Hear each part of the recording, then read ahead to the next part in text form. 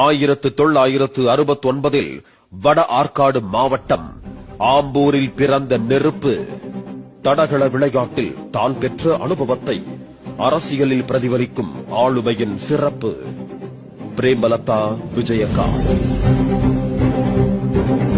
கருணாநிதி, ஜெயலலிதா எனும் இரு கூர்வாள்களுக்கும் மத்தியில் தன் போர்வாளோடு களம் இறங்கி அரசியலில் முரசறைந்த கேப்டன் விஜயகாந்த் அவர்களின் மனசாட்சி. நெஞ்சில் நேர்மை, சொல்லில் வாய்மை, அரசியலில் தூய்மை, அன்பினில் தாய்மை என பல லட்சம் கேப்டனின் தொண்டர்களுக்கு அண்ணியாகவும் பல நேரங்களில் அன்னையாகவும் வழிநடத்தும் ஆளுமை மிக்க அற்புதம் இவர்.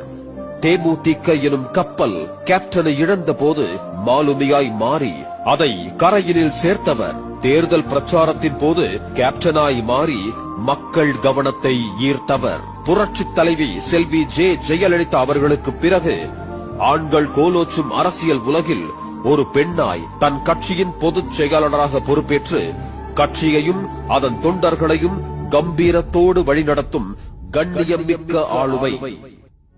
இவரது அரசியல் பயணம் வெறும் பதவிக்காக அல்ல, அது ஒரு கனவுக்காக, ஒரு சமூக மாற்றத்திற்காக.